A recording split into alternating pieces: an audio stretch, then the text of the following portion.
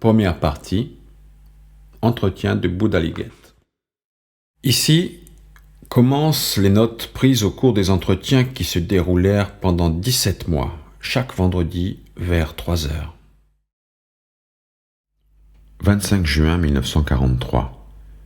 Premier entretien avec Gita. Face à mon attitude superficielle, Anna sent naître en elle une tension qui, grandissante, devient une indignation qui n'est plus la sienne. Et puis, pleinement consciente, les yeux grands ouverts, elle a tout à coup une vision. Une force inconnue arrache le papier de mes mains, le déchire en morceaux et le jette par terre, en signe de désapprobation devant ce travail resté tellement en dessous de mes capacités.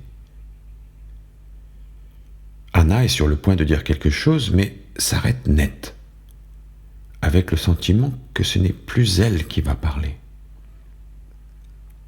Elle a juste le temps de m'avertir.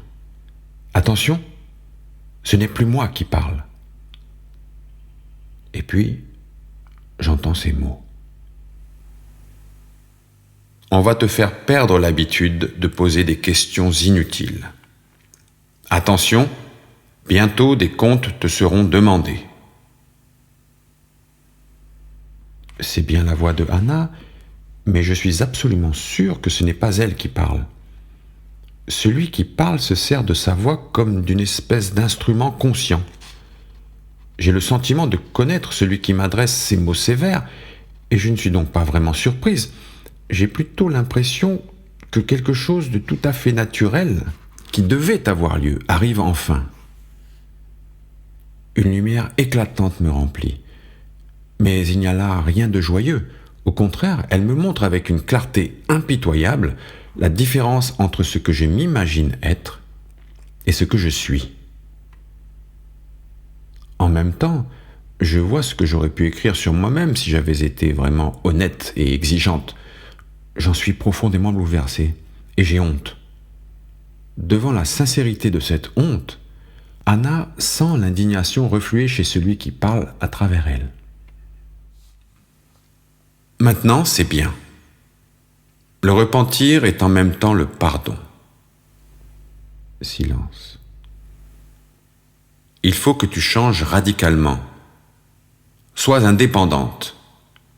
Tu es trop et trop peu. Gita. Je ne comprends pas. Peu d'indépendance, trop de matière. Je sens que c'est une allusion à ma façon de penser, si peu indépendante.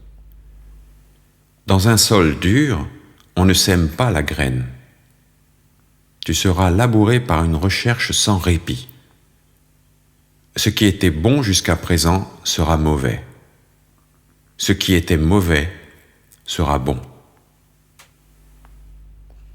Suit un long silence, finalement rompu par une question. Me connais-tu ? Ces mots me touchent profondément. Je sais avec une certitude inexplicable que je le connais, qu'il est mon maître intérieur, mais je n'en ai aucune image, aucun souvenir précis. Je ne perçois que des brumes épaisses qui m'empêchent de le reconnaître. En dépit de tous mes efforts, je suis incapable de les percer. Me connais-tu ? Cette répétition me pénètre encore davantage. Je sais que je suis au bord du souvenir et j'essaie de toutes mes forces de me rappeler. En vain. Je suis à nouveau incapable. Anna sent que celui qui parle à travers elle regarde mes efforts désespérés avec tendresse. Tu es païenne, mais c'est bien ainsi. Je comprends que ce mot de païenne désigne mes racines. Tu seras baptisée avec l'eau de la vie. Tu recevras un nom nouveau. Ce nom existe, mais je ne peux pas le révéler. Prépare-toi à cela. Tu peux poser une question. J'en serais bien incapable, je suis beaucoup trop occupé à prendre progressivement conscience de ce qui est en train de m'arriver. Celle qui parle est fatiguée. Donne-lui de la force. Nous allons nous rencontrer de nouveau. Immédiatement après cette rencontre, Anna et moi notons les paroles entendues. C'est facile car chaque mot s'est profondément gravé en nous. Anna me décrit aussi son expérience. Pendant tout l'entretien, ma conscience était comme élargie. Je voyais la pièce, toi, et tout ce qui se passait en toi avec une précision étonnante. En même temps, j'étais pleinement consciente de notre visiteur dont les émotions étaient d'une nature toute différente des nôtres, même si je ne peux les nommer maintenant qu'avec les termes très approximatifs d'indignation, amour, tendresse. C'était difficile de trouver les mots justes pour traduire ce qui m'était dit. Pourtant, c'était bien moi qui étais là aussi. Je voyais les paroles se former en moi avec surprise et émerveillement. Une seule question me brûle les lèvres. Cette promesse d'une nouvelle rencontre, si elle a lieu, c'est pour quand? Anna répond, peut-être dans 7 jours.